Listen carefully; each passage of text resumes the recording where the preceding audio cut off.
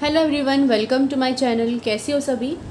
हमने sequence and series का chapter number 3 infinite series को स्टार्ट किया था, जिसमें लास्ट वीडियो में हमने 3.2 का कंसेप्ट सारा समझ लिया था। Comparison test, P series test और जितनी भी हमारी थ्योरम्स थी वो सब हम ऑलरेडी कर चुके हैं। जिसने भी वीडियोस नहीं देखी हैं तो मैं इस वीडियो के डिस्क्रिप्शन बॉक्स में प्लेलिस्ट का लिंक डाल दूँगी और आपको आई बटन में भी उसका लिंक मिल जाएगा, वहाँ से जाके भी उसको देख सकते हो। इस वीडियो में हम करेंगे एग्जाम्पल्स। इस एक्सरसाइज के मैं आपको एग्जांपल्स भी करवाऊंगी और उसके बाद हम एक्सरसाइज भी करेंगे। पहले एग्जांपल हो जाए कंप्लीट, फिर उसके बाद एक्सरसाइज करवाऊंगी मैं। ओके, इसमें 13 एग्जांपल है आई थिंक, तो हाफ इस वीडियो में करते हैं और हाफ नेक्स्ट वीडियो में करेंगे। ओके, अगर आप मेरे चैनल पर नए हैं तो प्लीज़ चैनल को सब्सक्राइब ज़रूर कर देना अगर वीडियो पसंद आए तो, और साथ में नोटिफिकेशन बेल को भी हिट कर देना। तो देखो, first example, show that the series is not convergent. हमें शो करना है कि सीरीज़ कन्वर्जन नहीं है। तो ये जो टर्म है summation n is equals to 1 to infinity, तो हमने ऐसे एज इट इज़ रखा। इस वाली टर्म को हमने मान लिया an। तो an क्या है, n/2n+1। अब नीचे से n को कॉमन ले लो। n को कॉमन लोगे तो क्या बनेगा, अंदर 2 + 1/n ये बनेगा। ऊपर वाले n से नीचे वाला n कैंसिल हो जाएगा, तो क्या बचेगी, सिर्फ ये वाली टर्म बचेगी। अब limit n approaches to infinity, n को इन्फिनिटी पे अप्रोच करवाओ तो 1/∞ इज़ 0, 2 + 0 इज़ 2, 1/2 इज़ 1/2। 1/2 क्या है, एक फाइनाइट क्वांटिटी है और नॉन ज़ीरो है।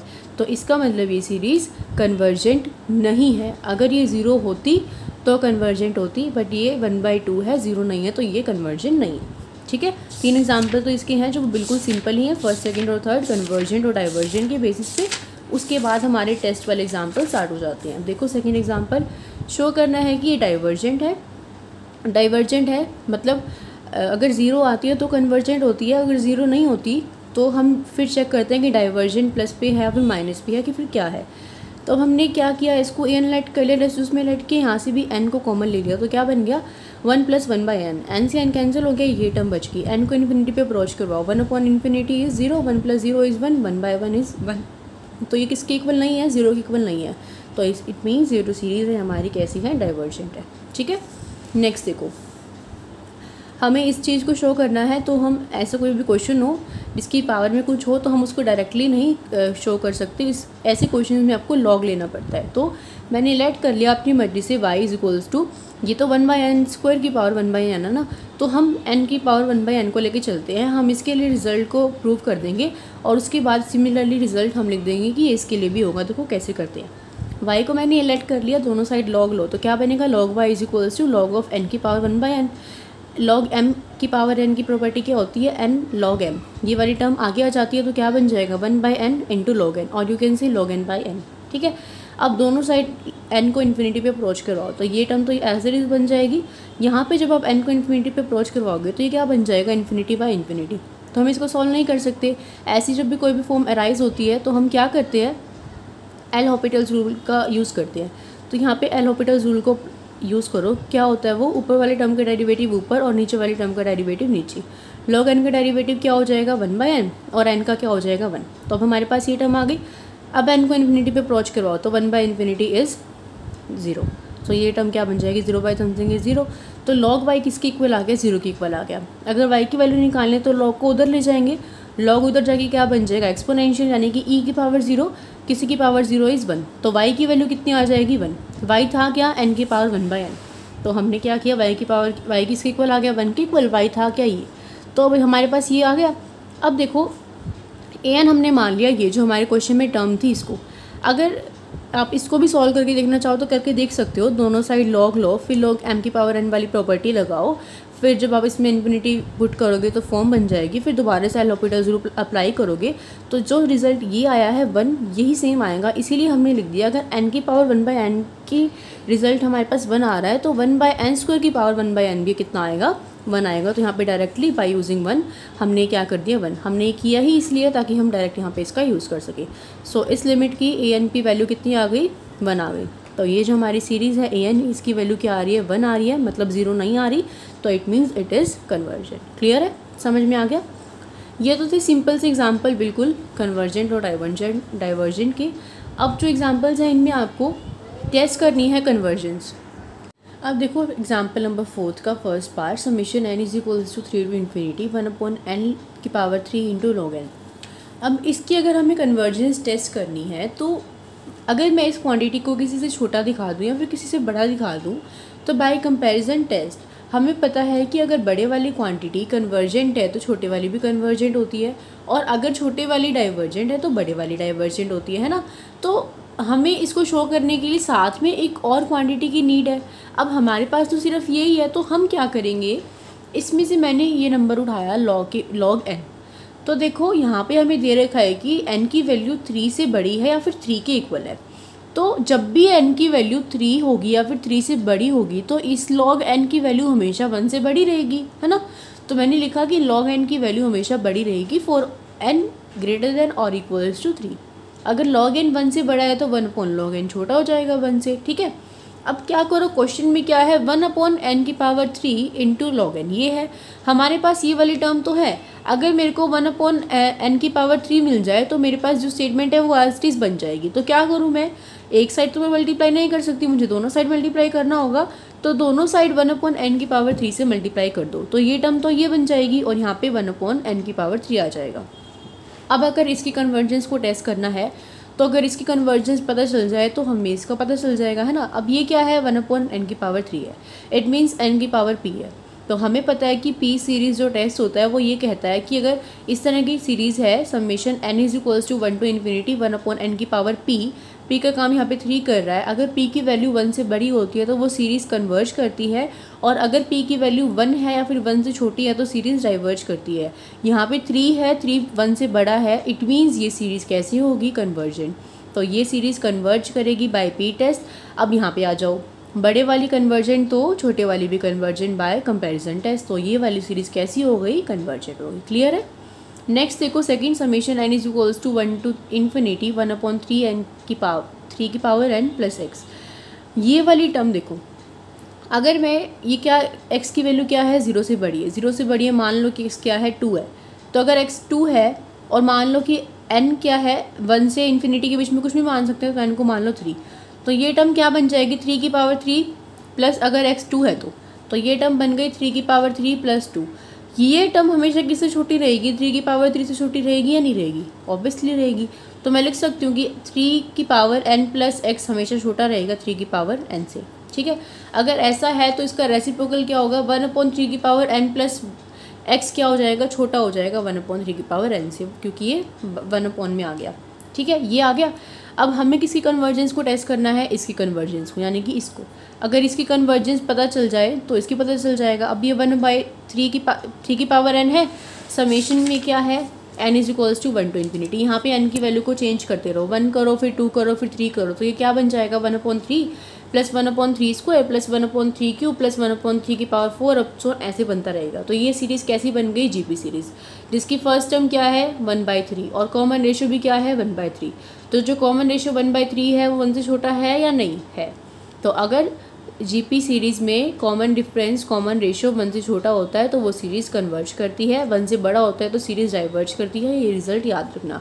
अब ये 1 से छोटा है, इट मीन्स ये सीरीज़ कन्वर्जेंट है। अगर ये सीरीज़ कन्वर्जेंट है तो यहाँ पे आ जाओ, ये कैसी थी, बड़ी थी, बड़े वाली कन्वर्जेंट तो छोटे वाली भी कन्वर्जेंट, तो ये सीरीज़ भी कैसी हो जाएगी, कन्वर्जेंट। क्लियर है, आगे समझ में।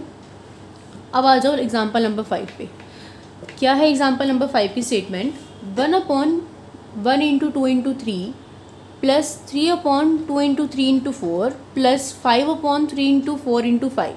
तो ध्यान से देखना ज़रा ऊपर वाली सीरीज़। नेक्स्ट टर्म क्या होगी, 1 है, फिर 3 है, फिर 5 है, तो नेक्स्ट टर्म होगी 7 और फिर होगी 9, ठीक है।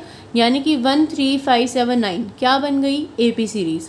एपी सीरीज़ की फर्स्ट टर्म यहाँ पे क्या है 1, कॉमन डिफरेंस कितना है 2, 1 3 5 7 9 11 13 15 17 ऐसे चलती रहेगी ये सीरीज़। फर्स्ट जो टर्म है वो है 1, कॉमन डिफरेंस जो है वो है 2। तो पता होगा आपको कि एपी सीरीज़ के nth टर्म का फॉर्मूला क्या होता है, a plus n minus 1 into D. यहाँ पे a का काम 1 कर रहा है, n हमें नहीं पता, d का काम 2 कर रहा है, तो ये क्या आ जाएगी 1 प्लस 2n माइनस 2 और you can say 2n minus 1। तो ऊपर वाली टर्म की वैल्यू क्या आ जाएगी 2n माइनस 1। इतना समझ में आ गया। अब नीचे देखो क्या बन रहा है, 1 into 2 into 3 then 2 into 3 into 4 then 3 into 4 into 5। तो अगर ये n है तो n के अंदर एक नंबर ऐड कर दो, फिर 2 नंबर ऐड कर दो, यानी कि n into n plus one into n plus two. यहाँ पे देखो ये अगर n2 है तो उसके अंदर एक ऐड कर दिया, फिर उसके अंदर एक 2 ऐड कर दिए, तो n into n plus one into n plus two, n into n plus one into n plus two, ये टर्म बन रही है ना। तो नीचे वाली सीरीज़ क्या बन रही है, ये समझ में आ गया। यहाँ से n को कॉमन ले लो, अगर ऊपर वाली टर्म में से n को कॉमन लोगे तो क्या बचेगा 2 माइनस वन बाई एन। और यहाँ से देखो एक n तो ऑलरेडी है, इन दोनों में से भी n को कॉमन ले लो और इसमें से भी, मतलब तीनों n कितना बन जाएगा, n क्यूब बन जाएगा ना। यहाँ ऊपर n को कॉमन लोगे तो क्या बचेगा 2 माइनस वन, ये बचेगा। यहाँ से तीनों में से n बाहर आ गया, क्या बचेगा n क्यूब बन जाएगा।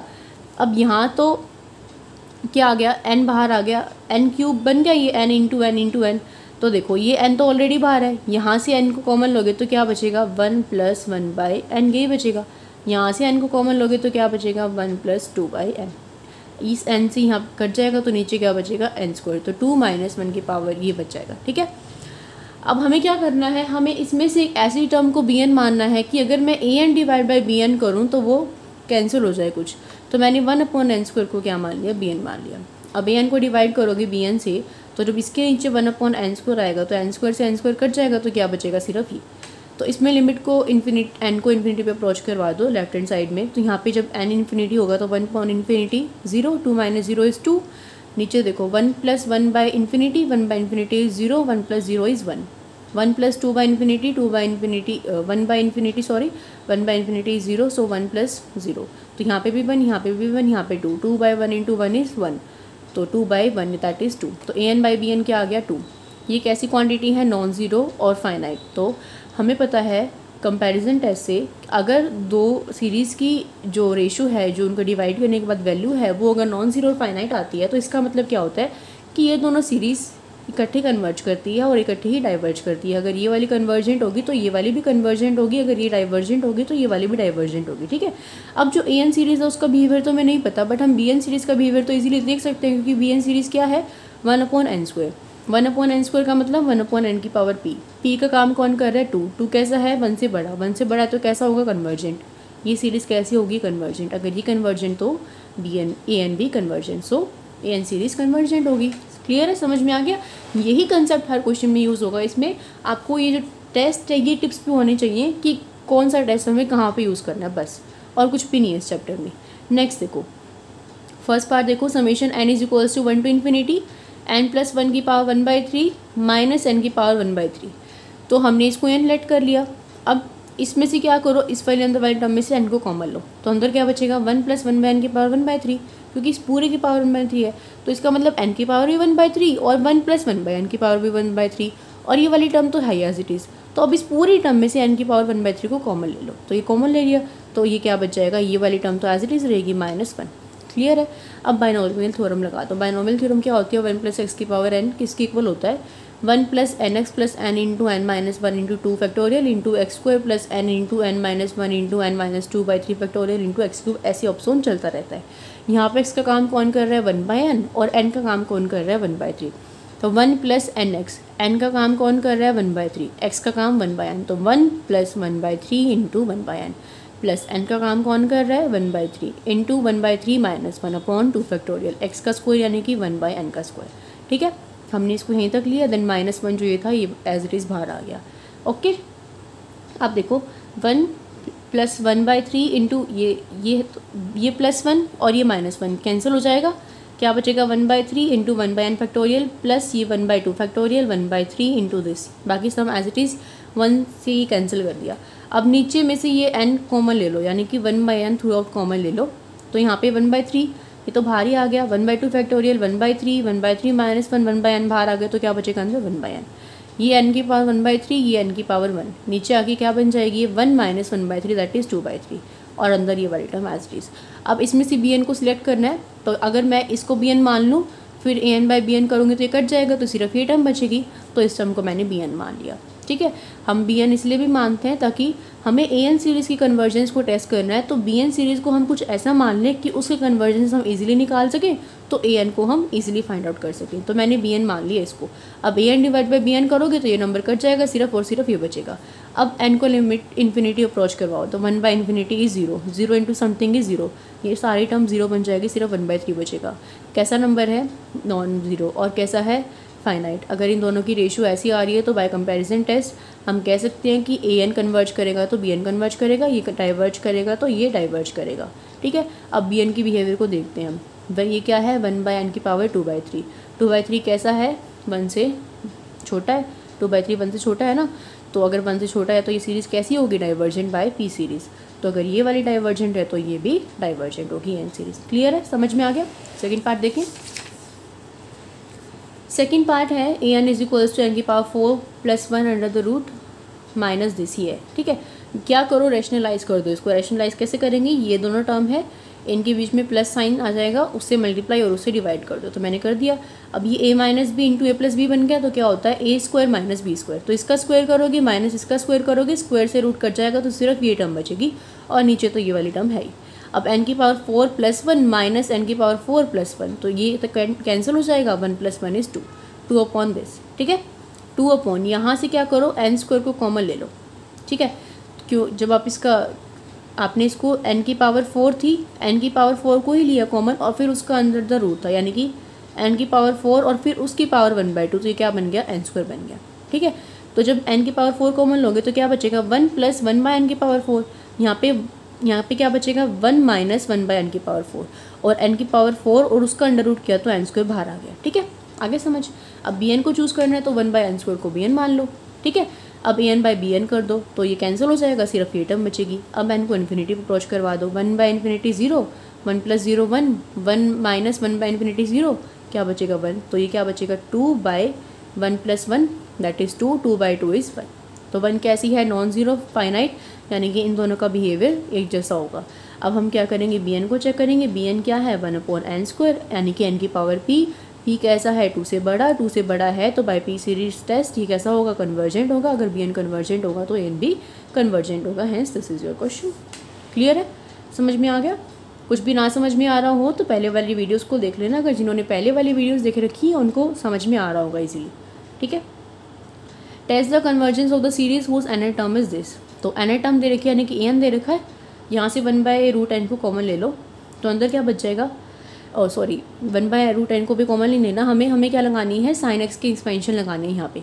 1/√1 as it is. Sine x की एक्सपेंशन क्या होती है? x - x की पावर 3/3 फैक्टोरियल प्लस x की पावर 5/5 फैक्टोरियल माइनस x की पावर 7/7 फैक्टोरियल, फिर प्लस x की power 9/9 factorial, then minus x की पावर 11/11 फैक्टोरियल। प्लस माइनस चलता रहता है, पावर ओड में होती है, जो पावर ऊपर होती है नीचे उसी का फैक्टोरियल होता है। यहाँ पे x का काम कौन कर रहा है? 1/n, तो 1/n minus 1/3 factorial into 1/n³ plus 1/5 factorial into this, ऐसे चलता रहेगा ये n। इसमें से क्या करो? n को बाहर ले लो।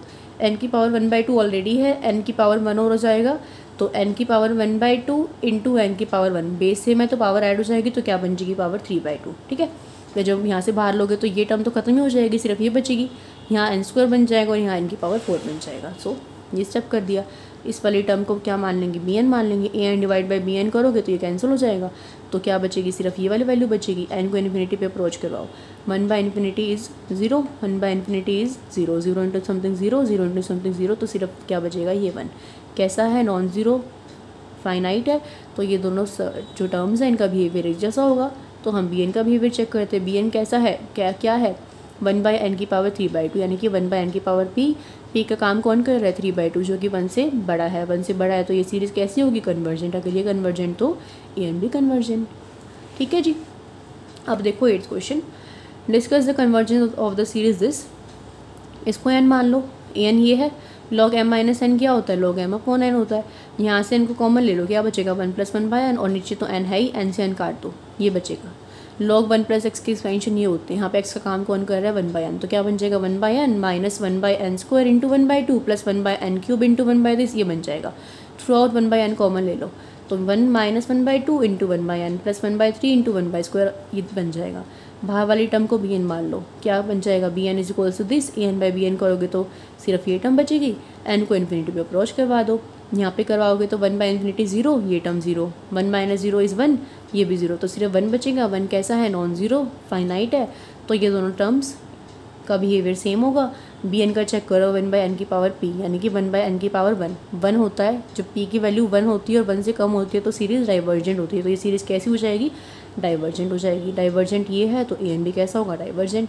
आपने देखा सभी क्वेश्चन में सेम रूल अप्लाई हो रहा है, कोई भी क्वेश्चन अब तक ऐसा नहीं आया जिसमें कोई अलग कंसेप्ट हो, है ना, नहीं आया ना। तो ये सारे क्वेश्चंस ऑलमोस्ट ऐसे ही हैं। तो इस वीडियो को फिर इतना ही रखती हूँ मैं। अभी हमने इस वीडियो में कहाँ तक क्वेश्चंस कर लिए, 8 तक कर लिए, ठीक है। अब रहेगी आपके 9th 10th 11th और 12th। तो ये वाली वीडियो अलग से बनाती हूँ मैं, फिर हम इसकी करेंगे एक्सरसाइज। तो आई होप कि आपको ये वीडियो पसंद आया होगा, आपके लिए हेल्पफुल लगा होगा। अगर वीडियो थोड़ी सी भी हेल्पफुल हो तो प्लीज़ वीडियो को लाइक कर देना और अपने फ्रेंड्स के साथ भी शेयर कर देना। मिलते हैं नेक्स्ट वीडियो में। Till then bye bye, take care, keep watching, keep studying.